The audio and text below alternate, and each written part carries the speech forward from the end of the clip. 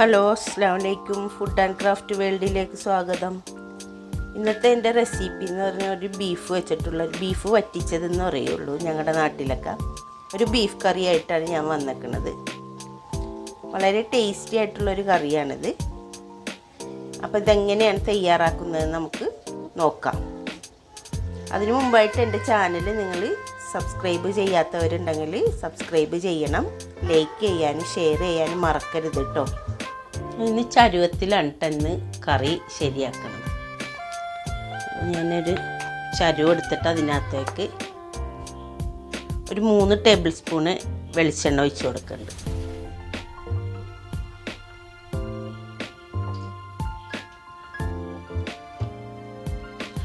വെളിച്ചെണ്ണ ഒന്ന് ചൂടാകുമ്പോൾ ഇത്തിരി കറിയാമ്പൂ പട്ട ഇട്ട് കൊടുക്കണം.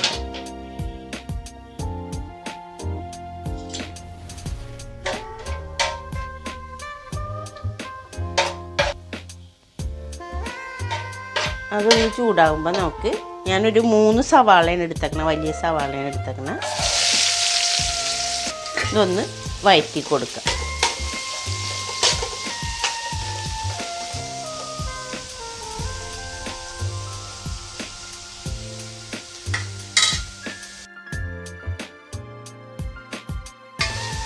ഒരു 3 പച്ചമുളക്,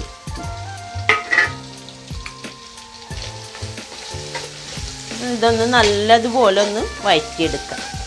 കളറൊന്നും മാറണ്ട, എന്നാലും നല്ലതുപോലെ ഒന്ന് വഴന്ന് വരണം.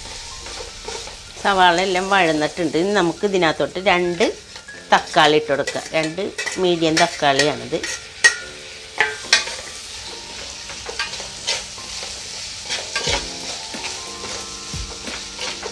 ഇതൊന്ന് മൂടി വെച്ചിട്ട് നമുക്ക് ഈ തക്കാളിയൊക്കെ ഒന്ന് വേഗണ വരയ്ക്ക് ഒന്ന് മൂടി വെക്കാം. ഒരു 2 മിനിറ്റോ 3 മിനിറ്റോ മതി, പെട്ടെന്ന് വെന്ത് കിട്ടും തക്കാളി.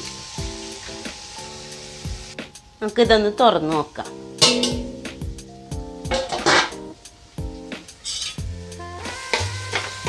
സവാളയൊക്കെ ഒന്ന് വഴന്ന് തക്കാളി എല്ലാം വഴന്നിട്ടുണ്ട് നല്ലോണം. ഇനി ഇതിനകത്തേക്ക് നമുക്ക് മസാലപ്പൊടികൾ ഇട്ട് കൊടുക്കാം. ഒരു 1/2 ടീസ്പൂണ് മഞ്ഞൾപ്പൊടി ഇട്ട് കൊടുക്കുന്നുണ്ട്. 2 ടേബിൾ സ്പൂണാണ് കേട്ടോ മുളക് പൊടി. 1 ടേബിൾ സ്പൂണ് നമ്മുടെ കാശ്മീരി ചില്ലി ഇടുന്നുണ്ട്. ഗരം മസാലൻ്റെ പൊടി 1 ടേബിൾ സ്പൂൺ ഇട്ട് കൊടുക്കുന്നുണ്ട്.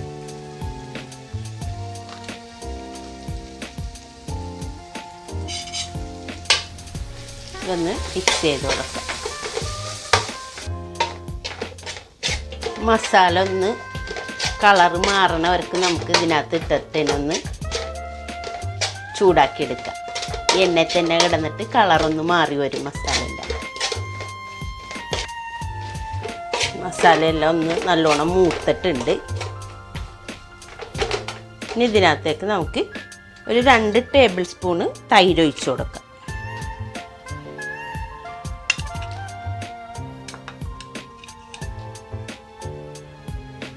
ആവശ്യത്തിനുള്ള ഉപ്പ് ഇട്ട് കൊടുക്കാം.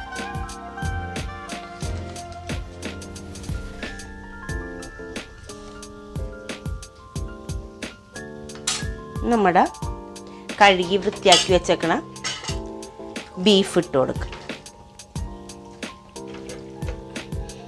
നല്ല നെയ്യുള്ള ബീഫാണിത്. ഞാൻ ഇതിവിടെ 1.5 കിലോനാണ് എടുത്തേക്കണത്.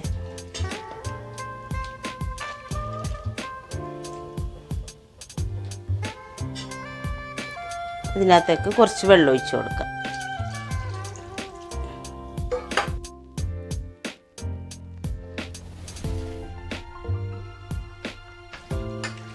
റെഡ് കളറിലത്തെ കറിയാണ് കേട്ടത്.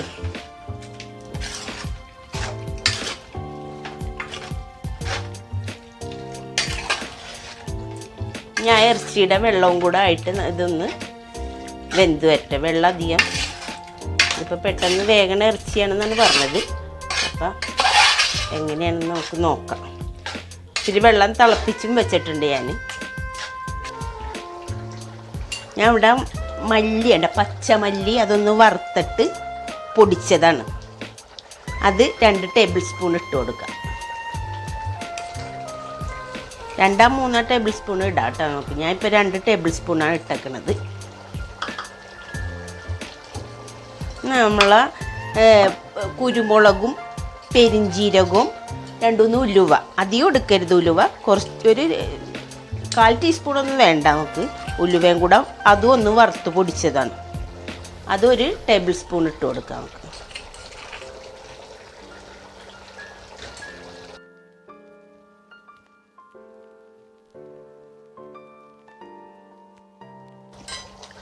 നമുക്ക് മല്ലിച്ചീര കുറച്ചിട്ട് കൊടുക്കാം.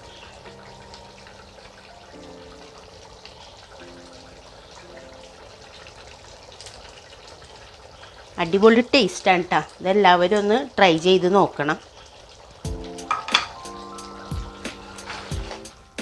നമുക്കിതിൻ്റെ വെള്ളം ഒന്ന് വറ്റണ വരക്ക് വെയിറ്റ് ചെയ്യാം. നമ്മുടെ ബീഫിൻ്റെ കറിയൊക്കെ വറ്റിയാൽ നോക്കാം. കറിയെല്ലാം ഒരു വിധം കുറുകി അതിൻ്റെ മെഴുക്കൊക്കെ തെളിഞ്ഞിരിക്കണുണ്ട്.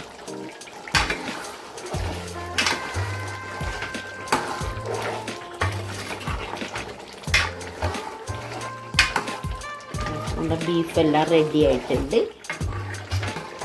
നമ്മുടെ പൊറോട്ടക്കും ചപ്പാത്തിക്കും അരിപ്പത്തിരിക്കും നെയ്ച്ചോറിനൊക്കെ കഴിക്കാൻ പറ്റിയ ഒരു ബീഫ് വറ്റിച്ചതാണ്. ഇരിക്കുന്തോറും ഇതൊന്നുകൂടെ കുറുകി വരുള്ളൂ. ഇതൊരു നല്ല എരിവുള്ളൊരു ബീഫ് കറിയാണ് കേട്ടോ. അപ്പം നമ്മുടെ ബീഫ് കറി റെഡി ആയിട്ടിട്ട്, കറി നല്ലോണം വറ്റിച്ച കറിയാണ്. ഒരു കറി അധികം ഉണ്ടാകില്ല ഇതിന്. അപ്പോൾ ഇത് ചോറിനും ചപ്പാത്തിക്കും ഇടിയപ്പത്തിനൊക്കെ കഴിക്കാൻ പറ്റിയ ഒരു നല്ലൊരു ബീഫ് വറ്റിച്ച കറിയാണ്. അപ്പോൾ എല്ലാവരും ഇത് ട്രൈ ചെയ്ത് നോക്കണം കേട്ടോ. ഈ വീഡിയോ ചെറിയ വീഡിയോ ആണ്. ഇത് ഇഷ്ടപ്പെട്ടാൽ എല്ലാവരും ലൈക്ക് ചെയ്യാനും ഷെയർ ചെയ്യാനും സബ്സ്ക്രൈബ് ചെയ്യാനും മറക്കരുത് കേട്ടോ. ഇനി അടുത്ത വീഡിയോയുമായിട്ട് ഇൻഷാ അല്ലാഹ് വീണ്ടും വരാം.